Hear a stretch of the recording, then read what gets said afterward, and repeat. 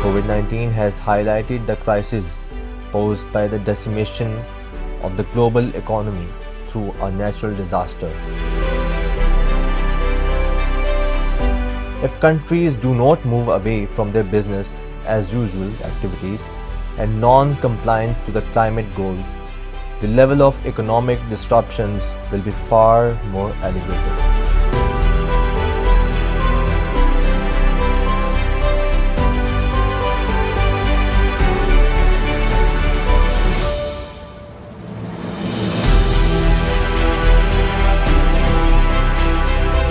In the backdrop of COVID-19 have supported green recovery for many countries that entered the crisis with already high debt levels.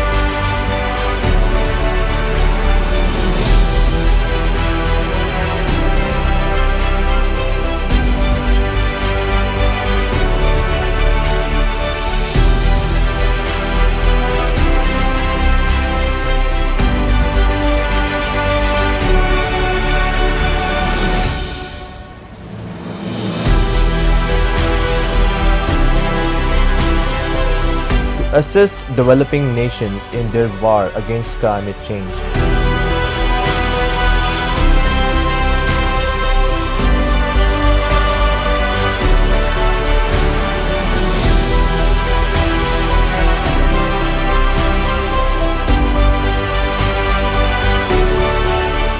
Countries and businesses are looking for net zero targets by cutting carbon.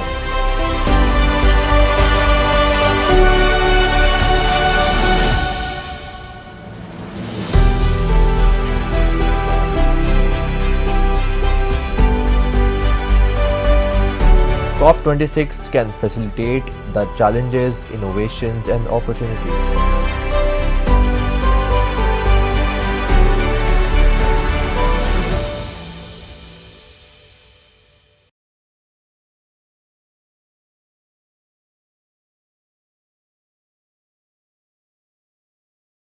The event is the Planet Budapest 2021 Sustainability Expo and Summit.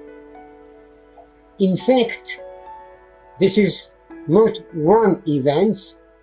In fact, this is a series of events consisting at least 4 different events. Namely, the summit itself, the Sustainability Expo, and interactive public programs about sustainability, and a youth program about sustainability.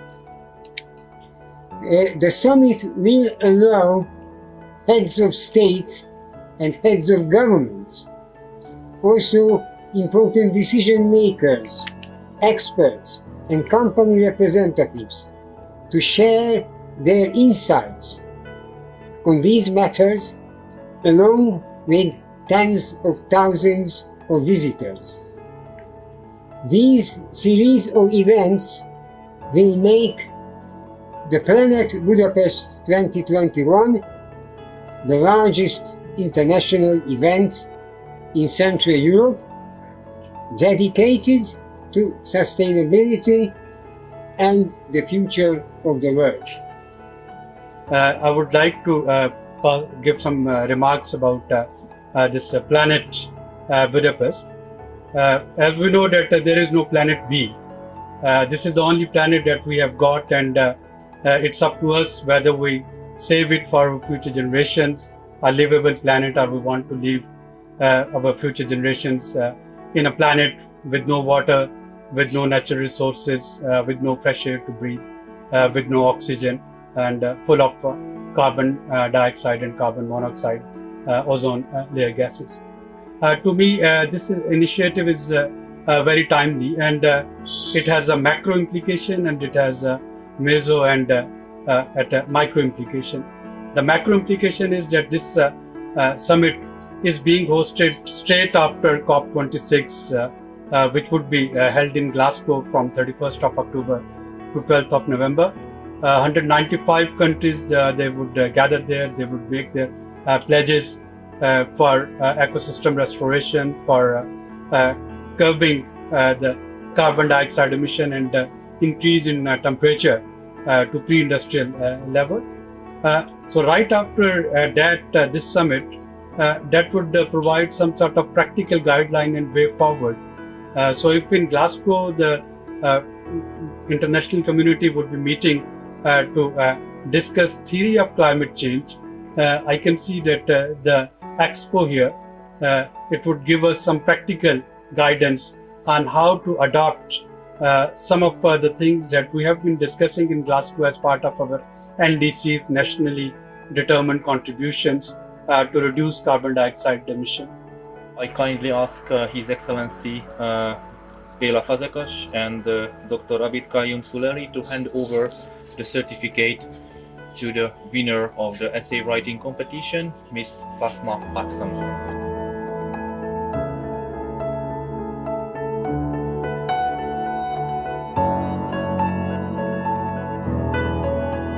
First of all, thank you so much. Like I was saying before, there's an American proverb that I believe in very wholeheartedly, and it goes that we don't inherit the world from this earth from our ancestors, rather we borrow it from the future generations. So we need to live here like we have to give it in a good, at least we need to give it in a better position than we found it, right? So this is something I truly believe in. The essay topic that I selected, waste management, that was something that I very strongly believe in, because living in Islamabad, I expected, you expect the capital city to be really clean and really developed and all of that. Still, the waste management problem is very high here. You see littering all around, even the educated people are seeing littering. They don't take care of that very much. This was something that needs to be taken urgent care, especially in Pakistan. People need to be more responsible toward the planet, toward this earth. Obviously, they just don't have to clean the home. That is the perspective that needs to change, that the whole earth is your home and you need to take care of it all together. And obviously, one by one, when we join hands, we can make a better world together. And inshallah, that is the whole point of this Planet Budapest as well.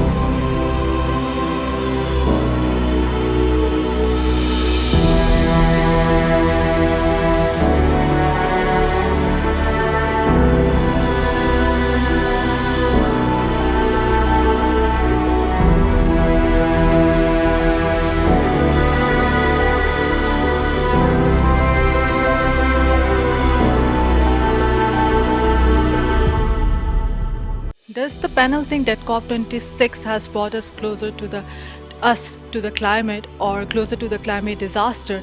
What do you think? Is it a failure or a progress? And what are the demerits and the merit of this COP26 and the way forward? Well, we know that in the global diplomacy, things they don't move that easily, and especially on climate change, things they creep. But the mere fact that COP26, it was the 26th congregation of nations to discuss the solutions and way out from climate change. In itself, it was quite encouraging. And the panel here, I think they were of the same opinion that although there was a glass half full, but we should focus on the half full part of the glass and try to pour more water so that its level increases.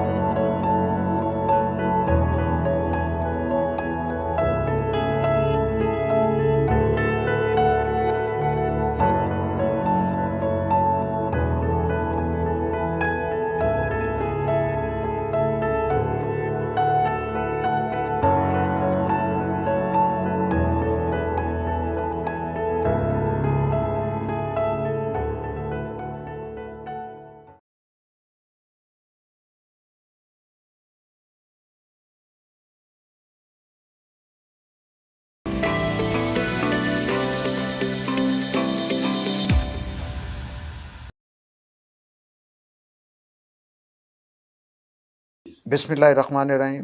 آج ہم اپنے programme کے ساتھ جو ہے وہ احسن اقبال صاحب جو کہ سیکرٹری جنرل ہیں پاکستان مسلم لیگ نون کے اور بڑا وسیع پارلیمانی تجربہ رکھتے ہیں اور لوکل باڈی سسٹم پر بھی پی ایم ایل این کے حوالے سے ان کا موقف جو ہے وہ ہم جانیں گے کہ پی ایم ایل این جو ہے وہ یہ جو ریفارمز ہونے جا رہی ہیں اور اس میں لوکل باڈیز کے جو تینوں ٹیئرز ہیں کونسلز ہیں ان میں بہتر کوارڈینیشن ٹرانسپیرنسی اور اس کو امپاور کرنے کے حوالے سے پی ایم ایل این جو ہے وہ کیا نقطہ نظر رکھتی ہے. ہم ویلکم کرتے ہیں جناب احسن اقبال صاحب کو اور جاننے کی کوشش کرتے ہیں کہ احسن اقبال صاحب یہ فرمائیے کہ بحیثیت سیکرٹری جنرل پاکستان مسلم لیگ نواز آپ کیا سمجھتے ہیں کہ لوکل باڈی سسٹم جو ہے وہ کتنا مؤثر اور بہتر ہونا چاہیے تاکہ عوام کی سروس ڈلیوری جو ہے اس میں امپرومنٹ آ سکے؟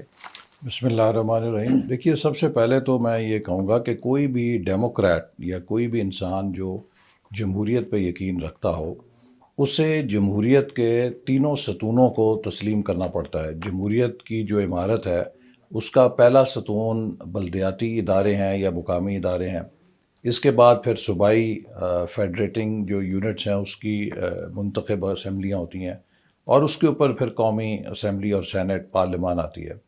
اور اگر ہم مقامی حکومتوں کو یا لوکل باڈیز کو پنپنے کا موقع نہیں دیں گے تو جمہوری نظام ہوا کے اندر معلق ہوتا ہے اور اس کی کبھی جڑیں عوام تک نہیں پہنچ سکتی اور جو مقامی عوامی مسائل ہیں ان کو حل کرنے میں بھی وہ کوئی مؤثر کردار حکومت کوئی بھی ہو ادا نہیں کر سکتی. لہٰذا مستقبل میں جمہوریت کی کامیابی کا میرے نزدیک 100% دار و مدار مقامی حکومتوں کی کامیابی اور ان کی مضبوطی پر ہے. جتنی وہ مؤثر ہوں گی اتنی سروس ڈلیوری بہتر ہوگی، اتنی عوام کے مقامی مسائل بہتر حل ہوں گے اور اگر ان کے مسائل بہتر حل ہوں گے تو ان کا جمہوری اداروں پر اعتماد اور یقین بڑھے گا.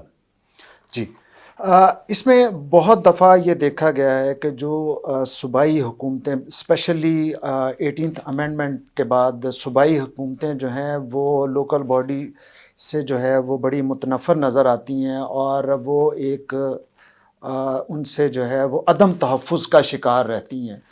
تو اس کا آپ نے یہ دیکھا کہ گزشتہ ادوار میں ہم نے بہت سے تجربے کیے اور جو جب بھی کوئی تالا آزمات ہوں تو اس کا فیوریٹ کیک جو ہے وہ جمہوری ادارے ہوتے ہیں اور وہ سمجھتا ہے کہ اس کا مینڈیٹ جو ہے وہ جمہوری اداروں کے ذریعے اسٹرینتھن ہو سکے. تو آپ بحیثیت ایک سیاسی جماعت کے رہنما کے طور پر یہ فرمائیے کہ صوبائی حکومتوں کو جو تھریٹ ہوتا ہے لوکل باڈی سسٹم سے کیسے نکالا جا سکتا ہے اور ایک سموتھ میکنزم جو ہے وہ کیا ہو سکتا ہے؟ دیکھیے پہلی چیز تو میں یہ کہوں گا کہ ماضی میں سب کو شکایت ہوتی تھی کہ مرکز بہت اختیارات ہیں اس کے پاس اور ہمارا جو نظام ہے وہ اوورلی سینٹرلائزڈ ہے. اور پھر جب 18ویں ترمیم ہوئی تو مرکز نے بہت سارے فنکشن صوبوں کو دے دیے. اب اس وقت صورتحال یہ ہے کہ صوبے اوور سینٹرلائز ہو چکے ہیں اور صوبوں کی کیپیسٹی نہیں ہے کہ وہ اتنے اختیارات کو بخوبی ڈسچارج کر سکیں اور عوام تک سروس ڈلیوری کر سکیں. اس لیے ڈیولوشن کا جو 18ویں ترمیم میں ہوئی منطقی اس کا اگلا قدم یہ تھا کہ صوبوں سے مقامی حکومتوں تک ڈیولوشن کرتے، ڈیوالو کرتے، ڈی سینٹرلائز کرتے، اضلاع کے اوپر جو حکومتیں ہیں ان کو مؤثر کرتے. لیکن صوبوں نے اب اپنے آپ کو اوورلی سینٹرلائز کر لیا ہے اور وہاں پہ میرے نزدیک جو بیوروکریسی ہے وہ نہیں چاہتی کہ ان اختیارات کو وہ نیچے کی طرف تفویض کرے، چونکہ ان کے پاس پورے صوبے کے اختیارات ہیں، پوسٹنگز ہیں، ٹرانسفرز ہیں، بجٹس ہیں، تو وہ چاہتے ہیں کہ ان کو وہ استعمال کریں.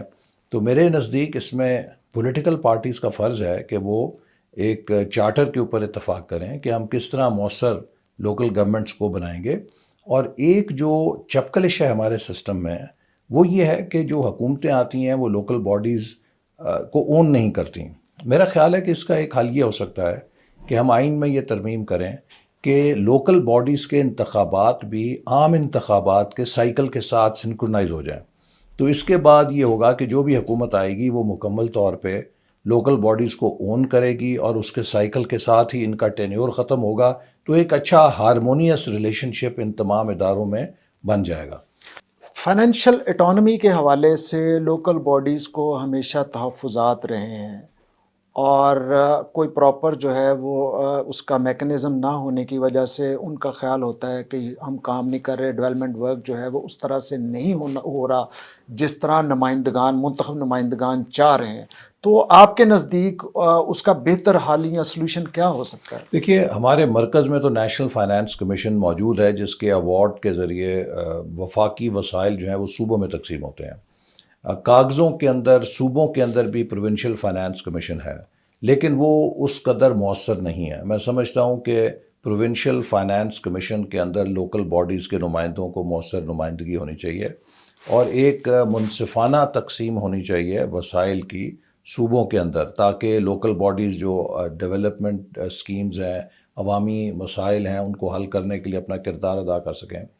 اسی طرح جو چیز ہمارے ملک میں کمی ہے وسائل کے حوالے سے، وہ یہ ہے کہ ہماری صوبائی حکومتیں اور لوکل باڈیز نے اپنے ٹیکسیشن کے نظام کو بھی نہیں ڈیولپ کیا، کہ جو سروس ڈیلیوری کے حوالے سے لوگوں کو آپ کچھ فیس چارج کر سکتے ہیں یا ٹیکس ریونیو لے سکتے ہیں، اس کی کیپیسٹی بھی نہیں ہے. تو میں سمجھتا ہوں کہ اس کے لیے ضروری ہے کہ ہم لوکل باڈیز کی جو فائنینشیل مینجمنٹ ہے اور جو ان کی ریونیو جنریشن کیپیسٹی ہے اس کو بڑھائیں، تاکہ وہ مقامی طور پہ بھی اپنے لیے وسائل پیدا کر سکیں اور دوسرے صوبے سے ان کو ایک منصفانہ شیئر ملے. جی جناب، اس میں ایک اور چیز جو ہے وہ بڑی رہتی ہے کہ جہاں فنڈز کا معاملہ آتا ہے، سروس ڈیلیوری کا معاملہ آتا ہے، وہاں ٹرانسپیرنسی جو ہے اور اختیارات کی تقسیم کی جو ہے وہ بہت زیادہ بات کی جاتی ہے، اور اس پر جو ہے وہ صوبائی حکومت جو ہے وفاقی حکومتوں سے اور وفاقی حکومتیں صوبائی حکومتوں سے اور پھر مقامی حکومتیں آپس میں جو ہے وہ ایک سما خراشی کا جو ہے وہ رویہ رہتا ہے. تو اس کے لیے پی ایم ایل این جو ہے وہ کیا سوچتی ہے کہ اس کو کیسے امپروو کیا جا سکتا ہے تاکہ کنفلکٹ آف انٹرسٹ جو ہے وہ نہ ہو سکے؟ دیکھیے، اس کا تو سب سے مؤثر طریقہ یہی ہے کہ یہ تمام ادارے آپس میں ایک کنسنسس کے ساتھ سسٹمز ایوالو کریں، اور اس سسٹم میں جو کم سے کم آپس میں کانفلکٹ ہونا چاہیے، ہارمنی ہونی چاہیے. دوسری بات یہ ہے کہ جو وسائل کا مصرف ہے اس کے لیے ہمیں صوبوں کی سطح پہ، مرکز کی سطح پہ، مقامی حکومتوں کی سطح پہ شفافیت لانے کے لیے جو ڈسکریشنز ہیں انہیں ختم کرنا چاہیے، اور زیادہ سے زیادہ ٹرانسپیرنسی لانی چاہیے کہ جو ڈیولپمنٹ اسکیمیں ہیں، جو ان کے جو ٹینڈرز ہوتے ہیں، جو ان کی پروکیورمنٹ ہوتی ہے، اس کو ڈیجیٹل ٹیکنالوجی کے ذریعے آن لائن لے کر آیا جائے. لیکن اس کے ساتھ میں یہ کہوں گا کہ سول سوسائٹی کا بہت اہم رول ہے، اور ہمیں ایسے واچ ڈاگس چاہیے کہ جو اکراس دا لوکل باڈیز یہ دیکھیں کہ جو پروکیورمنٹ ہو رہی ہے، جو ڈیولپمنٹ ایکٹیویٹیز ہو رہی ہیں، ان کے کیا اخراجات آ رہے ہیں. میں آپ کو ایک مثال دیتا ہوں. ہم نے ایک زمانے میں مختلف صوبوں میں ایک سٹڈی کرائی کہ جو کاسٹ آف سروس ڈیلیوری ہے وہ کیا ہے. ایک بچے کو میٹرک کی تعلیم کرانے میں ایک صوبے میں کیا تعلیم خرچ آتا ہے، دوسرے میں کیا، تیسرے میں، چوتھے میں کیا. ایک صوبے کے اندر جو ہاسپٹل کی بیڈ شیٹ ہے وہ خریدنے کی کیا لاگت ہے ایک سیم کوالٹی کی.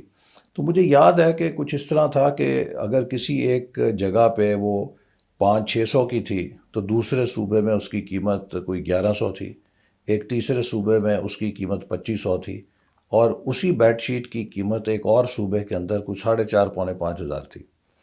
اب یہ جو ڈسکرپنسی ہے، اس کو اگر دیکھا جائے تو یہ اختیارات کا ناجائز استعمال ہے، اور یہ نان ٹرانسپیرنٹ پروکیورمنٹ ہے کہ جس میں اگر ایک صوبے میں وہی بیڈ شیٹ 500-600 کی آ رہی ہے، دوسری جگہ 4,500 کی آ رہی ہے، تو یہ تو صاف ظاہر ہے کہ وہاں پہ بہت گھپلا ہو رہا ہے. تو اسی طرح اگر جو لوکل باڈیز ہیں ان کی بھی میرا خیال ہے کہ کارکردگی کو جانچنے کے لیے ہمارے پاس ایسے واچ ڈاگز ہونے چاہیے جو یہ دیکھیں کہ مختلف جو لوکل باڈیز ہیں وہ اپنی پروکیورمنٹ، ان کی پریکٹس کیا ہے، ان کی جو ڈیولپمنٹ سکیمز ہیں ان کی لاگت، ٹینڈرز کیسے ہو رہے ہیں، ان کے اخراجات کس تناسب سے ہو رہے ہیں.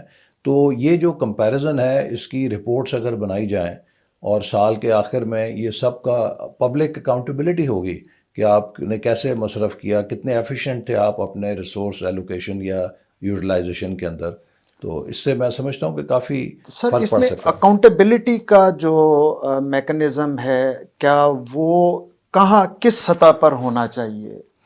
دیکھیے اگر ایسے سوالات یہ جنم ایک بہت ٹکلش سوال ہے، اس لیے کہ اگر آپ اس کی اوور اکاؤنٹیبلٹی صوبوں میں دے دیں گے تو صوبے انہیں چلنے نہیں دیں گے. اگر کوئی ہمارے ہاں جو سیاسی ناچاکی یا سیاسی پسند ناپسند کا سوال ہے تو اس میں صوبے پولیٹیکل بیسس پہ لوکل گورنمنٹس کو ڈسمس کر سکتے ہیں. ابھی آپ دیکھیے پنجاب میں کیا ہوا ہے کہ تقریباً 58,000 منتخب بلدیاتی نمائندوں کو صرف سیاسی ناپسند ہونے کی بنا پہ ڈسمس کر دیا گیا، اور تقریباً 30 مہینے سے وہ عدالتوں کے دھکے کھا رہے ہیں، اور پنجاب کے اندر لوکل باڈیز جو ہیں وہ غیر مؤثر ہیں، غیر فعال ہیں. تو اس طرح ہمیں احتیاط کا دامن ضرور رکھنا چاہیے کہ ایسا نہ ہو کہ ہم کوئی ایسی اکاؤنٹیبلٹی کا اختیار دے دیں. مثال کے طور پہ اگر صوبائی حکومت کسی کے خلاف کوئی کارروائی کرتی ہے تو پھر اسے بجائے یہ کہ انتظامی اختیار بنایا جائے، اس کے لیے لازم ہونا چاہیے کہ وہ اس کا ایک ریفرنس بنا کے عدالت میں پیش کرے کہ جی یہ ہمارے پاس ثبوت ہے، اس نے کرپشن کی ہے، یہ مس گورننس کر رہے ہیں، اس لیے ہم اس لوکل گورنمنٹ کو ڈسمس کر رہے ہیں. وہ ایک لوکل گورنمنٹ کی اومبڈسمین ہو سکتا ہے. لوکل گورنمنٹ کے حوالے سے ایک خصوصی عدالت بنائی جا سکتی ہے جو لوکل گورنمنٹس کی اکاؤنٹیبلٹی کے حوالے سے شکایات کو دیکھے اور جانچے. لیکن اگر یہ ایگزیکٹو ڈومین میں ہوگا تو اس بات کا خدشہ موجود رہے گا کہ یہ مس یوز ہوگی اتھارٹی. اچھا احسن صاحب یہ فرمائیے کہ ہمارے چاروں صوبوں کے جو مقامی پولیٹیکل ڈائنامکس جو ہیں ان میں فرق ہے، جیسے کے پی ہے، بلوچستان ہے، سندھ ہے، پنجاب ہے، تو پھر ہمارے جو دیہی علاقے ہیں ان کے نارمز کچھ اور ہیں، وہاں پہ ریکوائرمنٹ کچھ اور ہوتی ہیں. تو اس حوالے سے آپ کیا سمجھتے ہیں کہ پی ایم ایل این جو ہے اس کے پاس کیا اسٹریٹجی ایسی ہوگی تاکہ سب لوکل کونسلز جو ہیں ان کو انٹیگریٹ کیا جا سکے اور ان کی امپرومنٹ جو ہے وہ سروس ڈیلیوری میں ہو سکے تاکہ وہ اچھے طریقے سے پرفارم کر سکیں؟ اور دوسرا اس میں یہ کہ اس میں فردر وفاق اور صوبے اس کو کس طرح اسٹرینتھن کر سکتے ہیں تاکہ وہ انڈیپینڈنٹلی اپنا رول جو ہے وہ پلے کر سکیں؟ دیکھیے ابھی تک جو ایک ہمارے سامنے تجربہ ہے وہ یہ ہے کہ ہماری جو انتظامیہ ہے وہ لوکل گورنمنٹ سے بہت خائف ہے، اور وہ اپنے اختیارات کو بہت سختی کے ساتھ پروٹیکٹ کرتی ہے، اور وہ نہیں چاہتی کہ لوکل گورنمنٹ سے اختیارات لیں.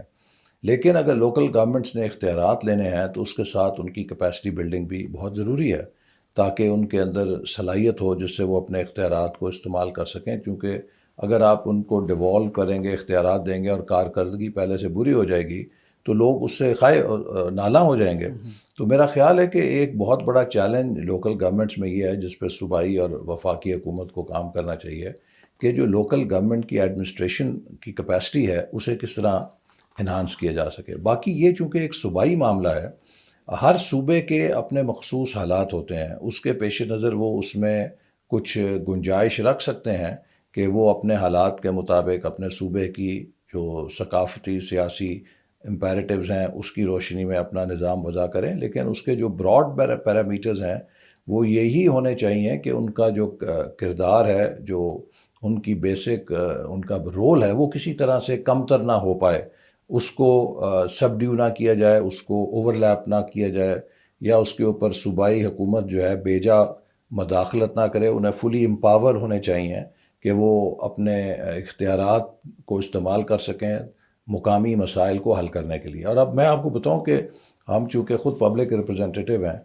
جو ہماری گورننس دونوں اربن اور رورل، اس کا یہ امپیریٹیو ہو گیا ہے کہ مؤثر لوکل گورنمنٹس قائم کی جائیں، ورنہ ایک بہت بڑا کرائسس ہونے جا رہا ہے. دیکھیے شہروں کا جو پھیلاؤ ہے اس کی جو گورننس ہے اب ممکن نہیں ہے کہ وہ صوبائی سیکرٹری بیٹھ کے کر سکے، اور جو وہاں ان شہروں کے مقامی مسائل ہیں، محلوں کے جو صفائی کے مسائل ہیں، جو میونسپل سروسز ہیں، وہ آپ صوبے سے نہیں دے سکتے. وہ ایک مؤثر لوکل گورنمنٹ ہی اربن سینٹرز کے اندر مسائل کو حل کر سکتی ہے. اسی طرح جو رورل ایریاز ہیں وہاں پر بھی اب آپ جائیں تو ہر گاؤں کے اندر آبادی کے پھیلنے سے نکاسی آب کا مسئلہ بن گیا ہے. وہاں پہ گھر گھر لڑائیاں ہو رہی ہیں کہ ڈیولپمنٹ جو ہو رہی ہے اس کے بعد بیسک جو سروسز ہیں وہ کہاں سے آئیں گی, صاف پانی کیسے آئے گا, وہاں پہ جو سیوریج ہے اس کا نکاس کدھر ہوگا, اس کے اوپر لوگ ایک دوسرے کے ساتھ گلیاں بند کرتے ہیں, کوئی گزرگاہ نہیں دیتا. جو پرانے پونڈس تھے, تالاب تھے, وہ سب بھر چکے ہیں آبادی کے دباؤ کی وجہ سے یا قبضوں کی وجہ سے.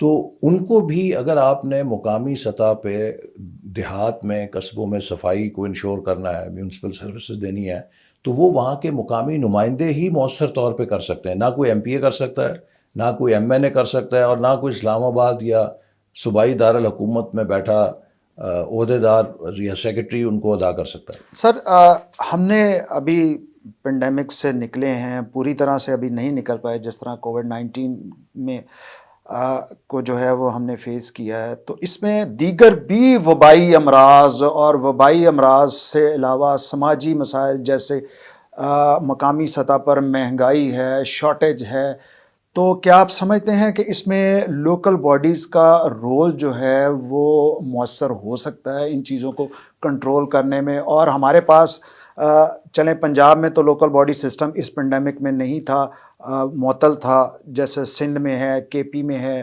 تو وہاں پر آپ اس کو کیسے ایویلیویٹ کرتے ہیں کہ وہ کتنا مؤثر ہو سکتا ہے؟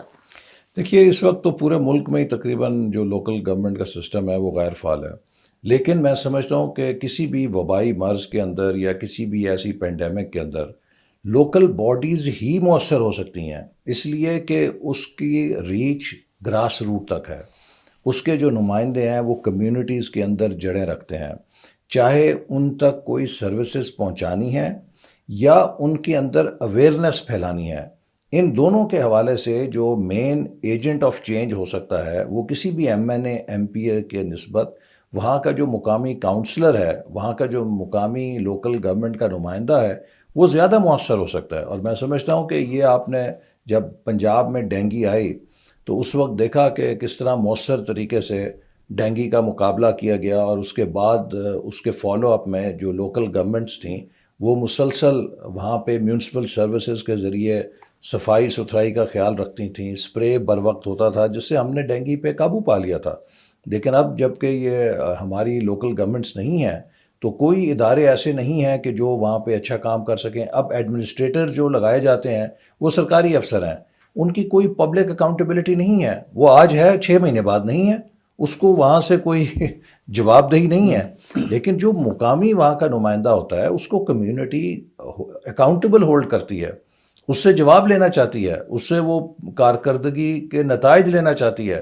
لہٰذا وہ اس پبلک اکاؤنٹیبلٹی کے عوض اپنی جان مارتا ہے, لوگوں کے لیے وہاں پہ انشور کرتا ہے کہ کوئی بارش ہوئی ہے تو پانی نہ کھڑا ہو, ان کی گلیاں نالیاں صاف ہوں, وہاں پہ وبائی امراض کے لیے جو بر وقت اقدامات ہیں پریونشن کے وہ اٹھائے جائیں. تو اس لیے میرے نزدیک لوکل گورنمنٹس ہی اس قسم کے پینڈیمکس میں سب سے مؤثر ٹیئر آف گورنمنٹ ہو سکتا ہے.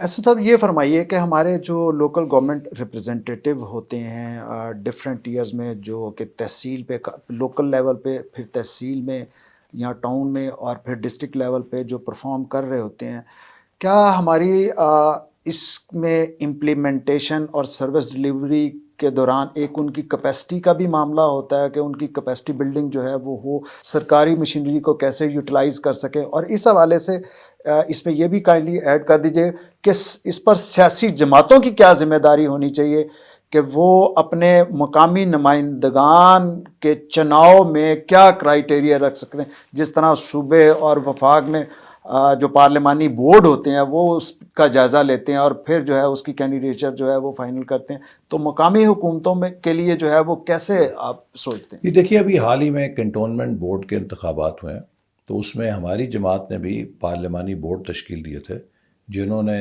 جب اپلیکیشنز آئیں تو اس میں مختلف آپ فیکٹرز دیکھتے ہیں کہ جو امیدوار ہے سب سے پہلے تو یہ ضروری ہوتا ہے کہ اس کی پارٹی سے کمٹمنٹ دیکھیں, پھر اتنا ہی ضروری ہوتا ہے کہ اس کی آپ ونیبلٹی دیکھیں. الیکشن جو ہے وہ الیکشن برائے الیکشن تو نہیں ہوتا نا, آپ ہر پارٹی نے جیتنے کے لیے اس میں حصہ لینا ہوتا ہے, تو کیا اس امیدوار کی اتنی سٹینڈنگ ہے کہ وہ کامیاب ہو سکے. تیسرے آپ یہ بھی دیکھتے ہیں کہ اس امیدوار کی شہرت کیسی ہے, اس کا کیا کیلیبر ہے, کیا وہ جیتنے کے بعد پارٹی کے لیے نیک نامی کا باعث بنے گا. ایسا تو نہیں ہے کہ وہ پارٹی کے لیے کل کو مشکلات پیدا کر سکے. تو یہ ایک کمپوزٹ ہوتا ہے جس پہ سارے پیمانوں پہ مقامی جو لیڈرشپ ہے اس کی مشاورت سے پارٹیز فیصلہ کرتی ہیں. لیکن میرا خیال ہے کہ یہ ایک بہت اہم شعبہ ہے جس میں اگرچہ پولیٹیکل پارٹیز کے اپنے وسائل بہت محدود ہیں، ان لائک ٹرکی یا جرمنی جہاں پہ پولیٹیکل پارٹیز کو ان کی سیٹوں کے تناسب سے حکومت فنڈ فراہم کرتی ہے کہ وہ پارٹی ڈیولپمنٹ کے لیے کام کریں. ہمارے ہاں ایسی کوئی گنجائش نہیں ہے. لیکن میرے نزدیک یہ حکومتوں کا فرض ہے کہ وہ لوکل گورنمنٹ کے جو نو منتخب اراکین ہوتے ہیں ان کی کیپیسٹی بلڈنگ کے لیے ٹریننگ پروگرامز کا اہتمام کرے تاکہ انہیں جو انتظامی معاملات ہیں اور جو لوکل گورنمنٹ کے قوانین ہیں اور لوگوں تک اپنی جو سروسز ہیں انہیں بہتر پہنچانے کے لیے جن سکلز کی ضرورت ہے اس سے وہ آگاہی حاصل کر سکیں. احسن بھائی یہ فرمائیے کہ آپ کو یہ موقع ملا کہ آپ نے پلاننگ اینڈ ڈیولپمنٹ کمیشن کو بھی ہیڈ کیا ایز اے منسٹر، تو اس میں جو سندھ کا لوکل باڈیز ماڈل ہے اور کے پی کا، پھر بلوچستان کا اور پنجاب، تھوڑا سا یہ ڈفرینٹ ہیں. تو آپ جو ان میں گیپ محسوس کرتے ہیں، پی ایم ایل این کیسے سمجھتی ہے کہ ان گیپس کو جو ہے وہ فلفل کر کے اور اس کو انٹیگریٹ کیا جا سکتا ہے دونوں ٹیئرز کے ساتھ؟ دیکھیے نا، ایک بات تو میں کہوں گا کہ یہ ہر صوبے کی اپنی ثوابدید ہے چونکہ یہ صوبائی فنکشن ہے کہ وہ اپنے طور پہ کچھ نہ کچھ جو مناسب سمجھتے کریں. لیکن میرے نزدیک یہ بہت اہم ہے کہ جو بھی لوکل گورنمنٹ کا نظام وضع کیا جائے وہ کسی ایک پارٹی کا نہ ہو، اس کے اوپر نیشنل کنسنسس کیا جائے. دیکھیے ہمارے سامنے مثالیں موجود ہیں. جنرل مشرف آئے، انہوں نے ایک نظام بنایا، کسی سے مشاورت نہیں کی، کوئی پولیٹیکل اونرشپ کریٹ نہیں کی، اپنے مطلب کے مطابق ایک نظام ڈیزائن کیا. اس کے بعد وہ نظام جو ہے ان کے جاتے ساتھ ہی کھڑکی سے باہر پھینک دیا گیا. پھر جو پرانا اس سے پری مشرف سسٹم تھا اس کو لے کر آیا گیا.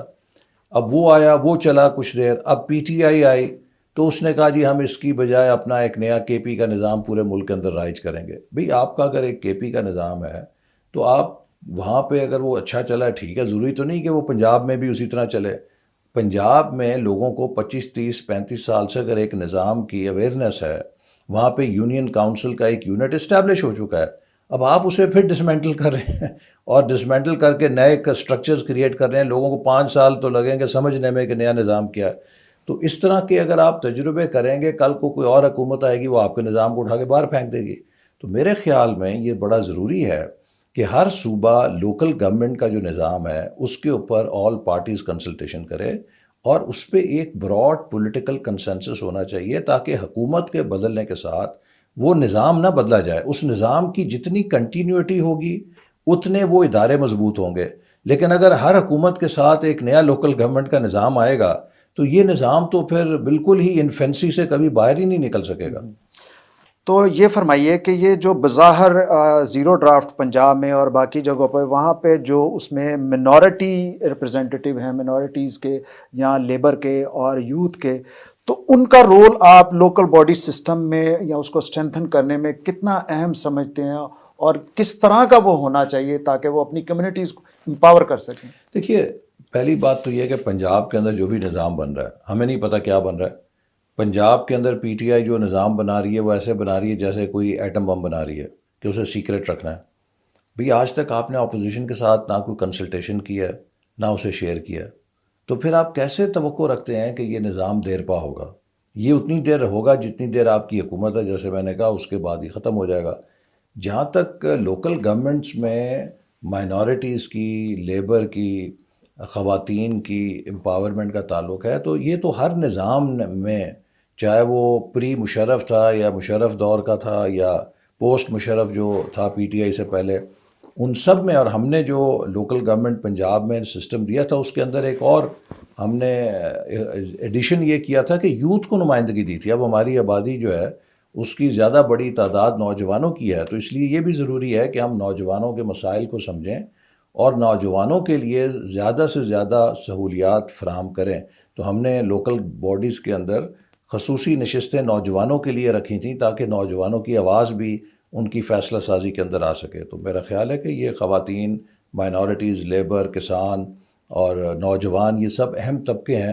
جن کی آواز مؤثر طور پہ ان کی نمائندگی کے ذریعے آتی ہے، لیکن انہیں صرف وہاں پہ سنا ہی نہیں جانا چاہیے، ان کے ذریعے ان کے جو طبقات ہیں جن کی وہ نمائندگی کرتے ہیں ان کے لیے لوکل گورنمنٹس کو اسکیمز بنانی چاہیے، اور اس کے اوپر بھی ان کی اکاؤنٹیبلٹی ہونی چاہیے کہ ان طبقات کے فلاح و بہبود کے لیے انہوں نے کیا کیا۔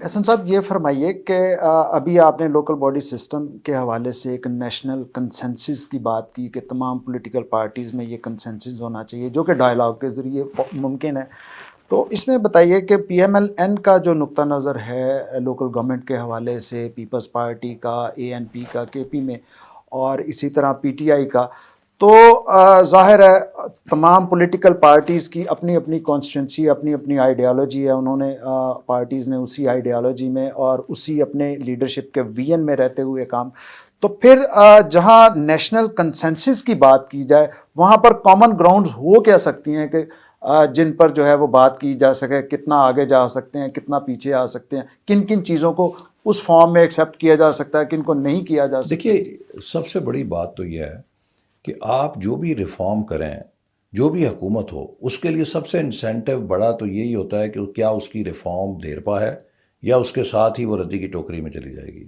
اور دوسری بات یہ ہے کہ آپ نے آئین اور قانون کے تقاضوں کے مطابق اپنی ذمہ داری کو فلفل کرنا ہے، اور وہ تبھی ہوگی کہ جب آپ ایک براڈ بیسڈ پولیٹیکل کنسنسس لے کر آئیں گے۔ ڈیموکریسی ایکسکلوسیو گورننس نہیں ہو سکتی، ڈیموکریسی تبھی کامیاب ہے جب وہ انکلوسیو گورننس ہو۔ لیکن اگر آپ اپوزیشن کو اور دیگر جماعتوں کو سمجھیں گے کہ وہ اس نظام کا حصہ نہیں ہے، تو یہ ایسی ہی مثال ہے کہ جیسے آپ جمہوریت کی گاڑی کی ون ویلنگ کر رہے ہیں۔ جمہوریت کے گاڑی کے دو پہیے ہیں، ایک حکومت اور ایک اپوزیشن، لیکن اگر آپ گاڑی کو ایک ویل کے اوپر چلانے کی کوشش کریں گے تو یا آپ کا چلان ہوگا یا آپ کا ایکسیڈنٹ ہوگا۔ تو اس میں سر اب بھی آپ کیا تجویز کرتے ہیں کہ صوبائی حکومتیں جو ابھی چل رہی ہیں ان کو کیا سٹیپ لینے چاہیے کہ ان کو مزید اور زیادہ جو ہے وہ مؤثر انداز میں پرفارم کرنے کا موقع مل سکے، اور ان کے پاس یہ جو بھی لوکل باڈی سسٹم آئے یا ریپرزینٹیٹیو آئیں ان کے پاس ایک لیجیٹیمیٹ کور ہو، تاکہ کوئی بھی آنے والا جو بھی اقتدار میں آتا ہے تو وہ اپنی مرضی کے مطابق اس کے عام ٹویسٹ نہ کرے یا ان کو جیسے آپ نے فرمایا اٹھا کے میں سمجھتا ہوں کہ ایک تو یہ کسی درجے میں الیکشن کمیشن کا بھی فرض ہے کہ وہ چونکہ ان کی اب ذمہ داری ہے بلدیاتی الیکشن کرانے، تو وہ بھی کسی نہ کسی درجے میں سیاسی جماعتوں کو اعتماد میں لیں کہ جو ڈسٹرکٹ لیول پہ یا مقامی سطح پہ انتخابات ہوں گے ان کے حوالے سے ان کی کیا اونرشپ ہے اور اس کے لیے کیا ضابطۂ اخلاق ہوگا۔ لیکن اس سے پہلی بات یہ ہے کہ اب چونکہ نئے انتخابات ہونے جا رہے ہیں مختلف صوبوں میں، تو یہ ذمہ داری ہر صوبائی حکومت کی ہے کہ وہ اپنی صوبائی اسمبلی کی سطح پہ اپنی اپوزیشن کو اور دیگر جماعتوں کو اعتماد کے اندر لے اور اس پہ کنسنسس کریٹ کرے۔ اگر وہ کنسنسس کریٹ نہیں کریں گے تو یہ نظام، میں نے جیسے پہلے کہا، اتنی ہی دیر لاسٹ کرے گا جتنی دیر یہ حکومت لاسٹ کرے گی، اس کے بعد نظام بدل جائے گا۔ تو بار بار نظام بدلنے سے نظام مضبوط تو نہیں ہوگا، وہ کمزور ہی رہے گا ہمیشہ۔ فردر سر آپ اس میں اگر لوکل باڈی سسٹم کوئی بھی آتا ہے، بھلے کسی پہ بھی کنسنسس ہو، تو آپ کیا سجیسٹ کرتے ہیں ان کی پرائرٹیز جو ہیں وہ کیا ہونی چاہیے لوکل باڈی ریپرزینٹ، تاکہ ان کو میکسیمم اپنے جو کانسٹیٹوئنسیز ہیں یا پبلک ہے ان کو ریلیف دے سکیں؟ دیکھیے اس وقت تو ہم نے حکومت میں جب تھے تو لوکل گورنمنٹس کو ایک اونرشپ دینے کی کوشش کی تھی سسٹینیبل ڈیولپمنٹ گولز کی۔ جو ایس ڈی جیز ہیں یہ بڑے امپورٹنٹ ہیں کسی بھی ملک کی ترقی کے لیے، یہ قومی گولز ہیں، یہ بین الاقوامی ایجنڈا نہیں ہے، یہ ہر ملک کی ترقی کا اپنا ایجنڈا ہے۔ اور میں سمجھتا ہوں کہ ہمیں لوکل گورنمنٹس کو ایس ڈی جیز کے ٹارگٹس کو میٹ کرنے کے لیے، انہیں اچیو کرنے کے لیے بھرپور طور پہ امپاور کرنا چاہیے۔ بہت شکریہ جی احسن اقبال صاحب، آپ نے بڑا کمپریہنسو جو ہے وہ لوکل باڈی سسٹم پر جو ہے گفتگو کی، اپنی پارٹی کے نقطہ نظر کی روشنی میں اور اپنی لیڈرشپ کے ویژن کے، تو ہم آپ سے مشکور ہیں اور اجازت چاہیں گے۔ بہت شکریہ جی، اللہ حافظ۔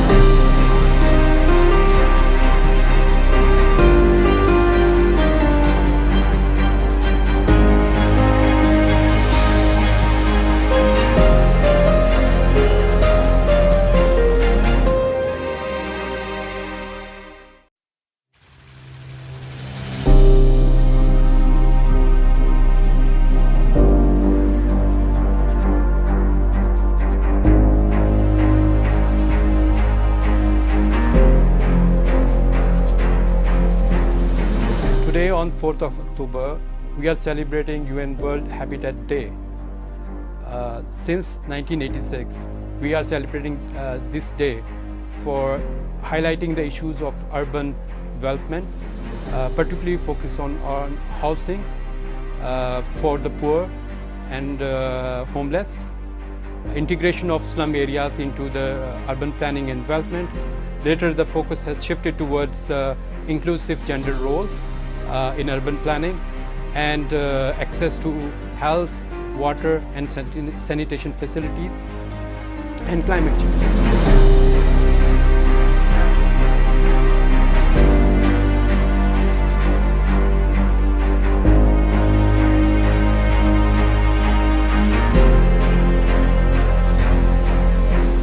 This year, the focus is on global race to zero campaign. About 70% of global carbon dioxide emissions is coming from urban economic sectors of transport, construction, industrial and energy consumptions. So there is need to understand and discuss that how this transformation toward greener and sustainable cities can be achieved in terms of financial support, technical support, and also how it impacts the urban society.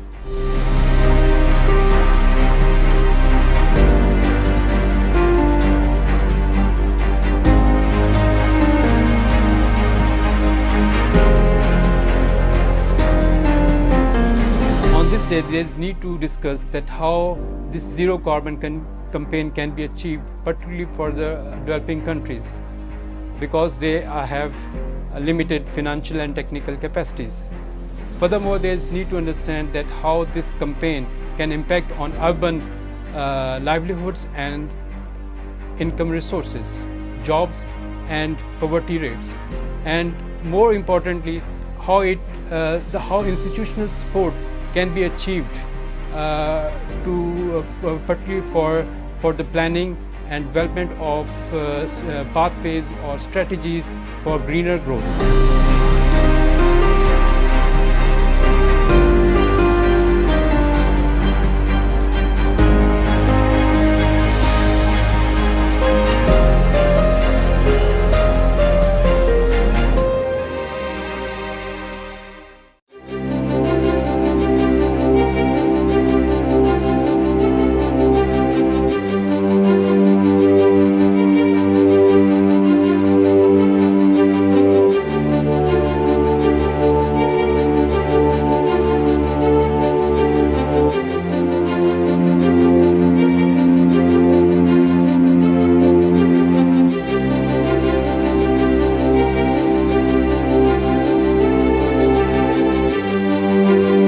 Food insecurity is one of the major problems facing Pakistan. We know that almost 1/3 of its population at some time of the year faces some form of food insecurity. Now, with this food insecurity, Pakistan also faces a problem of food loss and food waste. Food loss is the loss of food from harvest to retailer, and food waste is a wastage of food from consumers and in household, in businesses, in restaurants. Now, in a country where a significant population is facing food insecurity, I think food loss and food waste is a criminal neglect. And we know that both of these losses and wastage, they do occur in our food systems, in our food production system, in our food consumption system. And that's where sustainable development goal of sustainable production and consumption, that becomes quite important, not only to tackle hunger and poverty, but also to change our mindset and change our behaviors.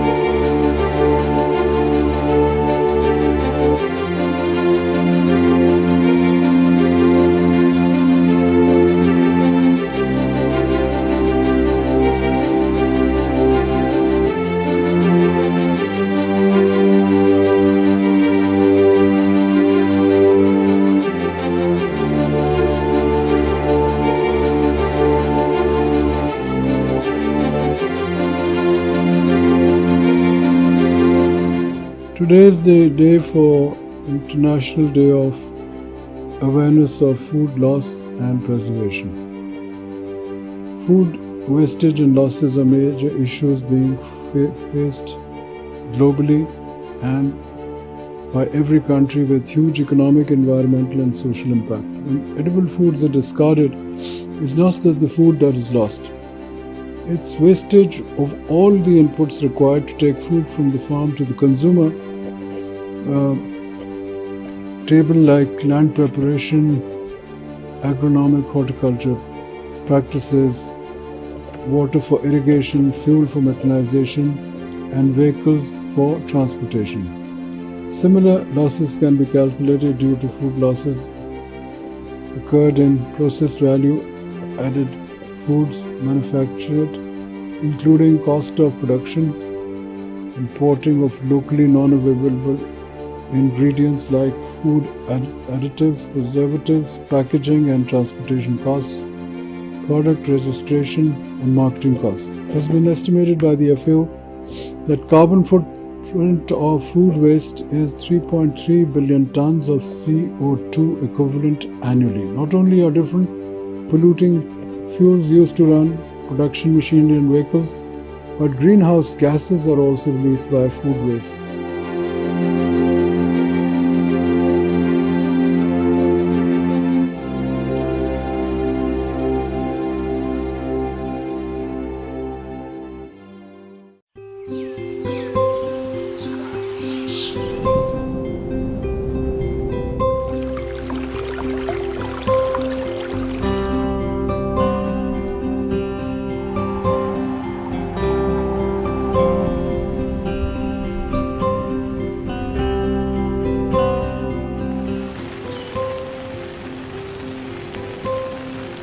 یہ زمین جس پہ ہم رہ رہے ہیں یہ ایک بہت بڑی نعمت ہے اور اس زمین کو ہر طرح کی آلودگی سے پاک رکھنا ہمارا فرض ہے، اس لیے کہ زمین سے زندگی جڑی ہوئی ہے اور ہم یہاں سانس لیتے ہیں. جتنی پاکیزہ فضا ہوگی، انوائرمنٹ ہوگا، اتنی بہتر سانس ہم لے سکیں گے.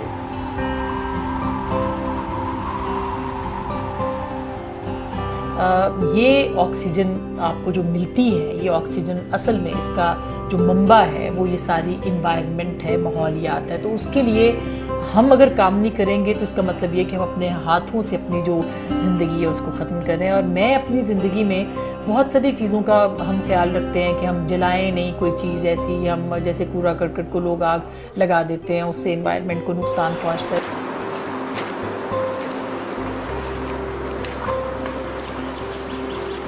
And I would urge all of you to plant as many trees as possible. I would urge all of you to keep this planet clean and green for our future generations, to live a healthy life here.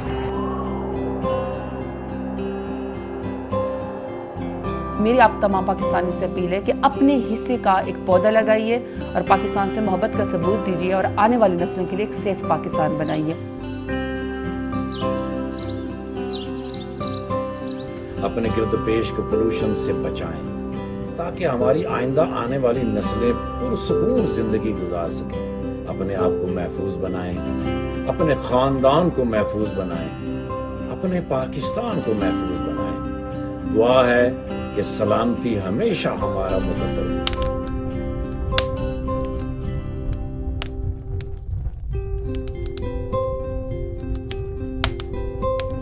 لوگ صاحب استطاعت ہیں جن کے پاس گاڑیاں ہیں، please maintenance کا خیال رکھیں کہ کاربن ایمیشن جتنا کم ہوگا ہمارا ماحول ہماری آلودگی کم ہوگی. زمین کا احسان ہے ہم پہ، کوشش ضرور کریں اس کا خیال رکھیں. یہ اگر آپ خیال رکھیں گے یہ تو پہلے ہی خوبصورت ہے، مزید خوبصورت ہے.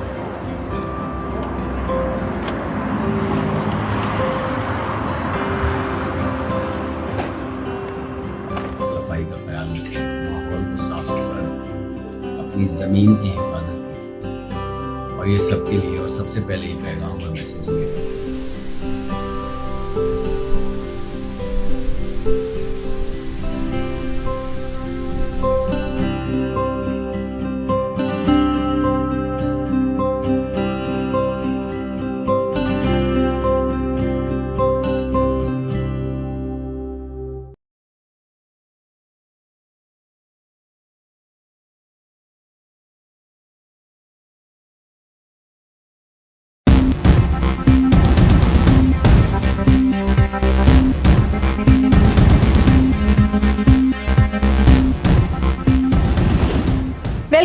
SDTV bulletin. मैं हूं आपकी होस्ट सादिया सिद्दी और आज के बुलेटिन में मैं आपके साथ शेयर करूंगी ई-कॉमर्स पॉलिसीज़ के बारे में,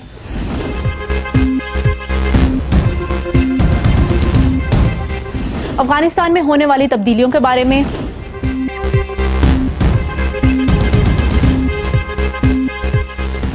B3W और BRA मंसूबों के बारे में,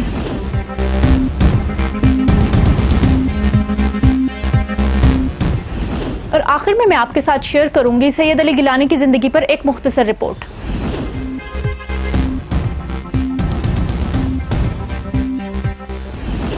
मुल्की मईशत की बहाली और तरक्की के सफ़र में इंडस्ट्री का एक बुनियादी किरदार होता है।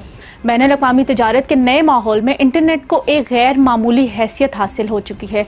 डिजिटल मईशत और ई-कॉमर्स के हवाले से SMEs के लिए बहुत से नए मौके पैदा हो रहे हैं। ये कारोबार जिनकी तादाद 3.2 मिलियन है, ऑलरेडी मुल्की बरामदात में 25% हिस्सा डाल चुके हैं। आइए इस हवाले से SDPI ने एक वेबिनार मुनक्कद किया, इसमें हम जानते हैं माहिरीन की राय। A lot has already been said.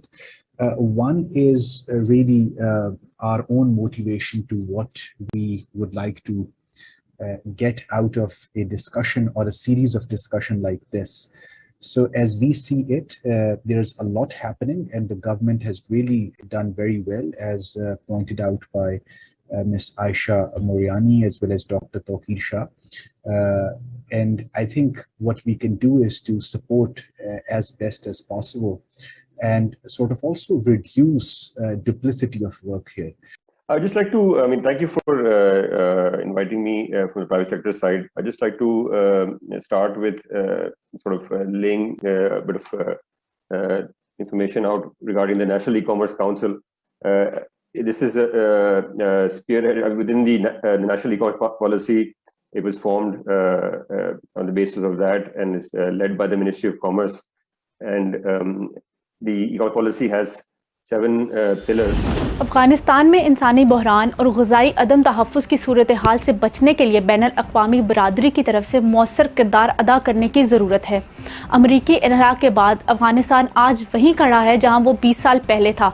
आलमी माहिरीन का मानना है कि अफ़गानिस्तान की बिगड़ती सूरत हाल के पेश नज़र 90% से ज़ायद लोग ग़ुरबत की लकीर से नीचे चले गए हैं, जिसमें ख़वातीन और बच्चों की तादाद ज़्यादा मुतासिर हुई है। इस हवाले से आइए देखते हैं हमारे माहिरीन की क्या राय है। Well, actually, a lot have been said about some of the problems which is being faced by Afghanistan. That's true that the situation has developed very fast, and nobody has expected that change would come so quickly. Although the war has been going on in Afghanistan for 20 years, and I think the Americans who invaded Afghanistan way back in 2001. It was a very chaotic entry into war. And I think much more chaotic has been the exit from the war. And if you examine actually what happened over the last 20 years, it gives a very scary situation of Afghanistan. We are just talking as it is happening now. But look actually what is the situation after 20 years of war. And Americans have spending about $1 trillion in the war effort. And look actually what is the condition of the people of Afghanistan over this year. According to reports, 72% of Afghans are living below poverty line. The Dutch foreign minister was here last night. The German foreign minister was here a day before. We are expecting the British foreign minister also. And so our plea to them is that we must continue the international humanitarian development effort over there. Because if we don't, then in any case, there's going to be, a situation where people are going to be running. Already I hear that about, 600,000 people or 650,000 people are internally displaced. गुज़श्ता दहाई से आलमी मंजरनामा जिस तेज़ी से बदल रहा है वो किसी B3W समिट के दौरान मंजर आम पर आने वाला G7 से ढका छुपा नहीं है। मंसूबे का हम पल्ला BRI मंसूबा, जिसे आलमी मुबसरीन चाइना का समझ रहे हैं, किसी हद तक काबिल अमल है और पाकिस्तान का इस हवाले से क्या हिकमत अमली है, आइए हम नज़र डालते हैं हमारे माहिरीन की क्या राय है। it's not a black and white that, you know, this country is our best friend and this country is our rival. We can't engage with them. And I think when we talk about China, and there have been conversations about China in this webinar before I joined, the best example to learn from is China. China doesn't see eye to eye in its geopolitical interests with the United States and vice versa. However, the United States and China are the biggest trade partners in the world. Similarly, the trade between China and India is 10 times the economic partnership that we have, that Pakistan has with China. So I think that it has to be an approach which is engages particular segments of the relationship. One question is that while Pakistan is not part of international treaties for road transport, this is a questioner asking. I guess we are of some treaties, but not all. How Pakistan logistic companies get benefit out of these projects, to connectivity project? Logistic companies. Maybe question is about how logistic companies can benefit from these projects amid Pakistan situation in international treaties. Right. I'm not privy to that treaty. I think there's an international requirement to have your logistic companies or your logistic enterprises moving across the world. There needs to be a international treaty. You should be member of the treaty, and I also guess that we are not part of that treaty. But this question was raised somewhere where Sandaud Sahab and I we were together. But we are not part of that. Now, what to do? I think when we talk of Belt and Road Initiative, or for that matter, B3W, we need to, the most important thing. What is the most important thing in benefiting from these ventures, ambitious ventures of superpowers? For example, if we want to benefit from Belt and Road Initiative, we need to not only develop the capacity to be part of it, but we need to have proper legal framework also. Of course, the logistic companies won't do that. Government of Pakistan is responsible to do that. But we need to enhance, we need to build our capacity with a view to be part of such big ventures. मुस्तकिल मिजाजी की एक और लाजवाल दास्तान जो हिंदुस्तानी बर्बरियत के खिलाफ एक सीसा पिलाई दीवार बनी रही, जिनका नारा हम पाकिस्तानी हैं और पाकिस्तान हमारा है। कश्मीरी अवाम की आज़ादी के लिए इनकी जद्दोजहद को तारीख़ में सुनहरे हरूफ में लिखा जाएगा। हम बात कर रहे हैं सैयद अली गिलानी की, जिनको खैराज तहसीन पेश करने के लिए SDPI ने एक वेबिनार मुनक्कद किया है। आइए नज़र डालते हैं। गिलानी साहब, as all of you know, is a leader par excellence, जो कि ह्यूमैनिटी का एक सिंबल थे, और जैसा कि मौजूद कह रहे थे कि वो चैंपियन ऑफ ह्यूमन राइट्स थे, नॉट ओनली फॉर कश्मीर, मकबूजा Kashmir, but also for Palestine की बात कर लें, आप म्यांमार की बात कर लें, आप चचनिया की बात कर लें, दुनिया में कहीं भी जुल्म सितम हो रहा था तो वो उसके जो जहाँ पे हुकूक इंसानी की खिलाफ वर्जी हो रही थी, तो गिलानी साहब हमेशा उसके खिलाफ आवाज़ बुलंद की और उसके खिलाफ उन्होंने बात की, और लोगों की जो सियासी, समाजी, शख्सी आज़ादी है, नज़रियाती आज़ादी है, उसके वो दाई रहे। Of course, being an intellectual, a deep thinker, scholar, visionary leader, ये सारी चीज़ें तो होती हैं, लेकिन जो चीज़ एक उनको बाकी जो लीडर्स हैं उनसे एक मुनफरद करती है, वो ये है कि there was no ifs and no buts in his approach। तो आपको कोई compromise होता नजर नहीं आता। तो उनको वो जिस चीज़ पे वो कायल थे, हम पाकिस्तानी हैं, पाकिस्तान हमारा है, आपको पूरी उनकी ज़िंदगी में कहीं पे कोई compromises नजर नहीं आए, कोई ifs and buts नजर नहीं आए, और वो सारी ज़िंदगी उसी पे वो गामज़न रहे।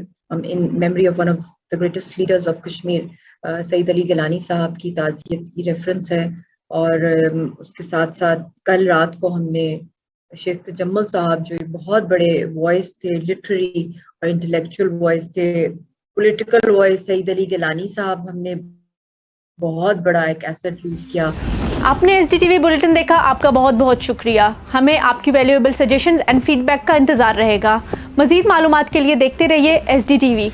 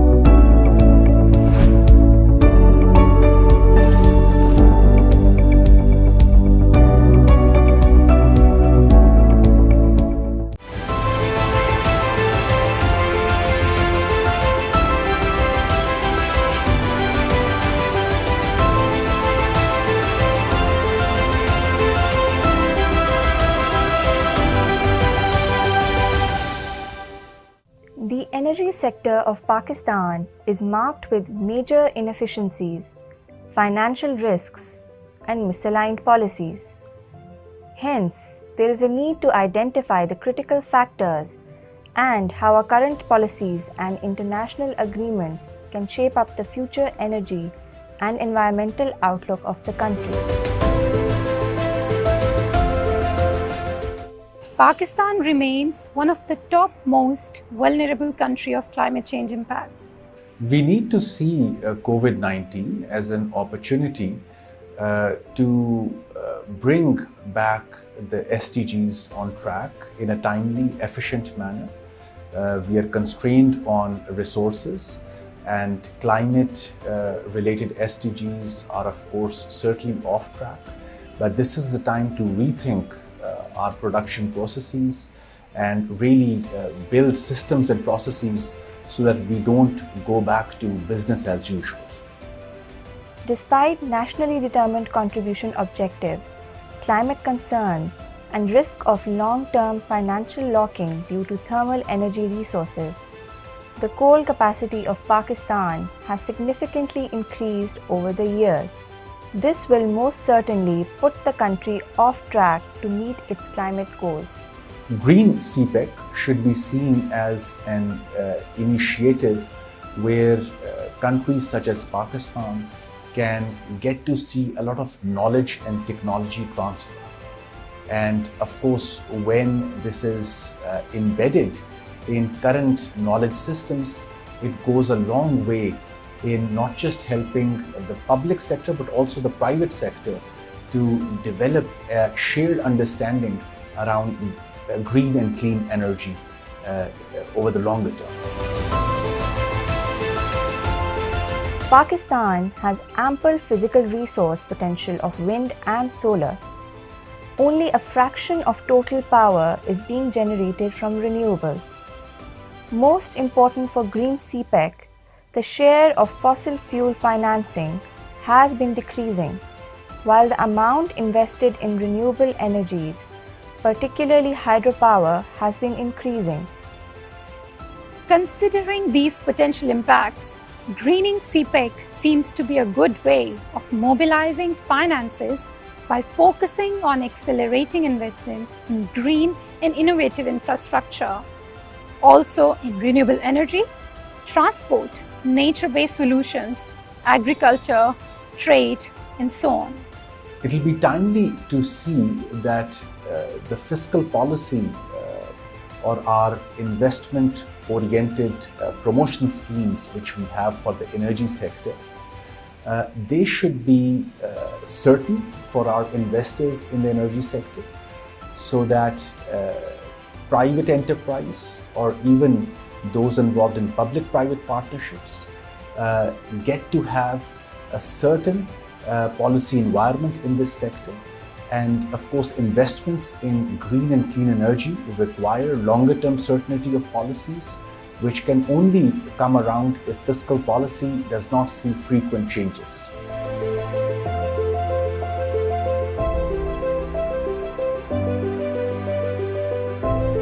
Diversification of financial resources, along with awareness and capacity building in financial institutions, can ensure the availability of green finance and green stimulus. If this is to become a broader trend for Chinese overseas investments, we would need clear and stringent policy guidelines from both China and Pakistan. It would pave the way for clean energy transition in Pakistan.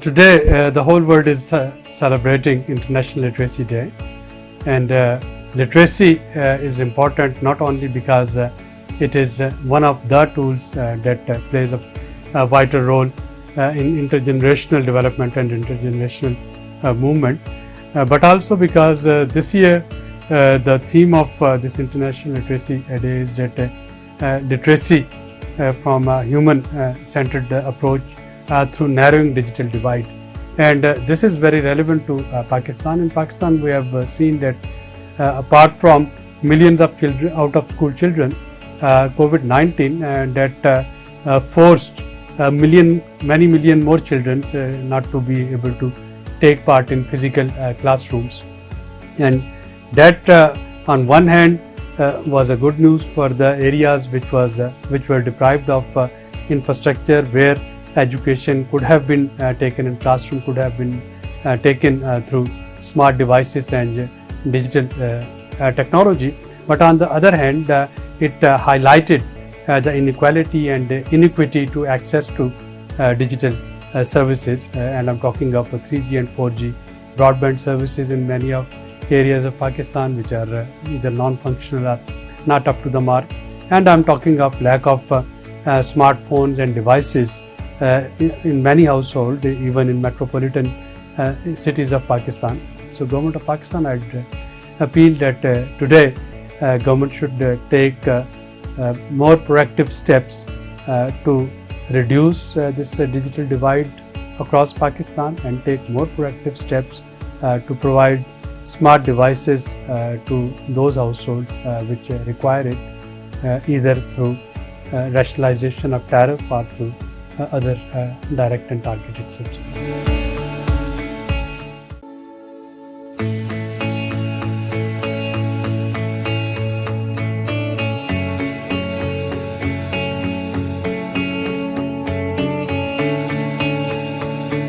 Literacy Day reminds us of our commitment towards education-related sustainable development goals under the Agenda 2030.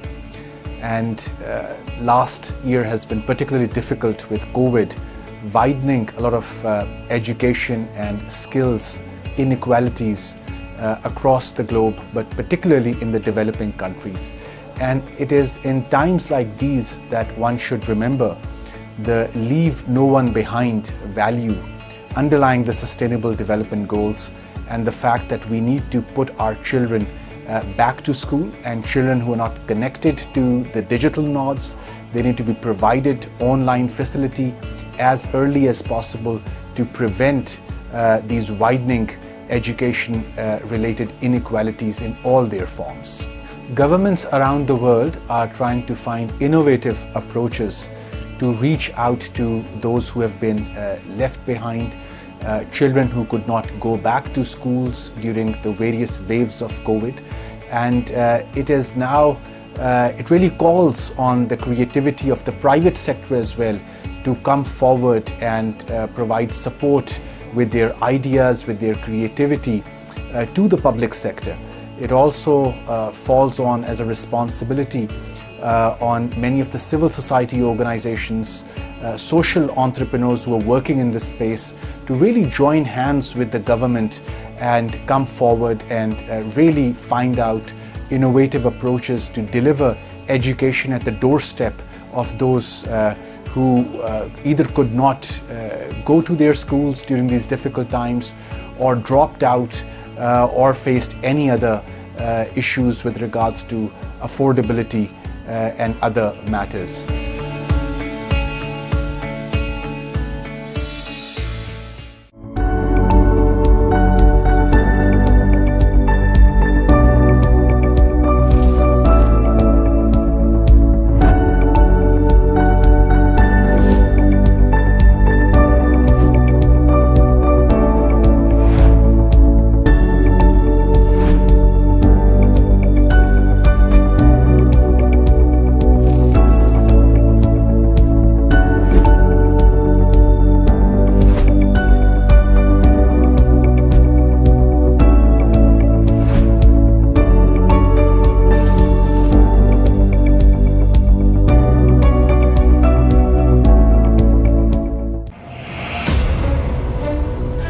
Coal-based power generation and coal mining, that has some irreversible environmental footprints.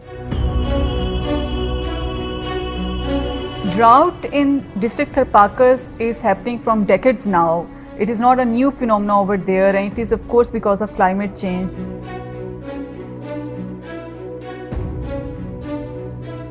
Tharpaka district is ranked lowest in Human Development Index.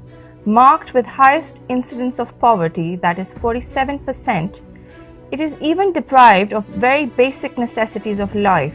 Major issues that Tharis are facing since decades are lack of water, malnutrition, and no access to education and health facilities. Very sad thing and finding over there, their healthcare facilities are very far off, and during migration, during disasters, they move from one place to another place, and women lose their babies.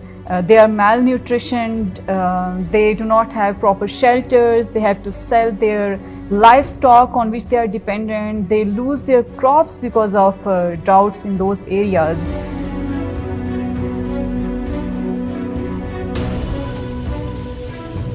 In recent years, the discovery of the 7th largest coal reserves in Thar, that is the Thar coal field, have been a game changer that has brought about socio-economic prosperity to the local residents. These developments are going to result in an increase in job creation for the region. More economic opportunities are expected, but these will also lend important health and education benefits to those who are living in this locality. These coal reserves are being exploited to provide cheap sources of alternate energy for economic prosperity for Pakistan under China-Pakistan Economic Corridor.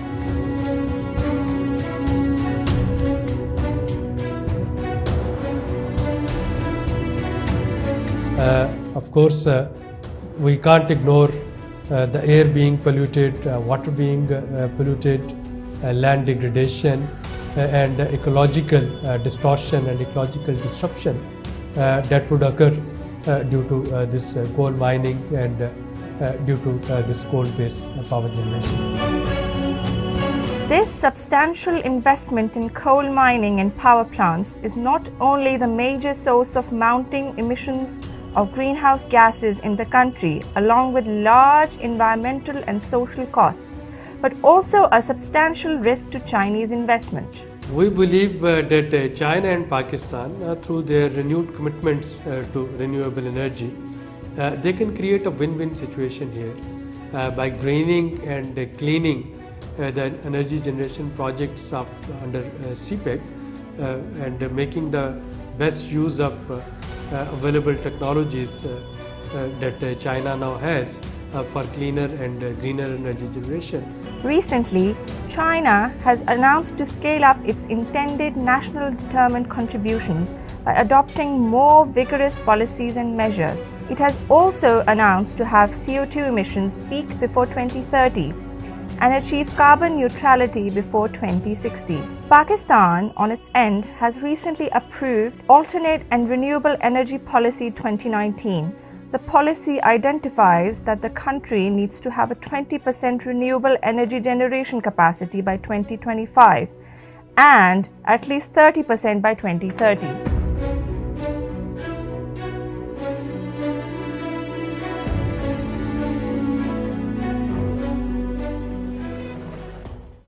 Now, the pathways to cleaner and green energy are, of course, many, but the most immediate ones are, of course, in my mind, one is the fiscal and regulatory certainty. We need to have policies which are there for the medium to longer term, so that both private sector and public sector can work hand in hand, and they understand the benefits of doing this together. Second, of course, there has to be a shared vision at our parliament level, at the civil service level, at the regulatory institutions who are involved in facilitating the investment in clean and green energy. Pakistan can actually make a paradigm shift in its energy generation. It is about time that both the countries, under their renewed pledges for renewable energy, they get together and they try to see that how a clean and green recovery is possible, whereby we can shift from coal-based power generation to alternative and renewable energy generation under CPEC, and it's quite possible. And this is what is in the medium to long-term planning of both China and Pakistan.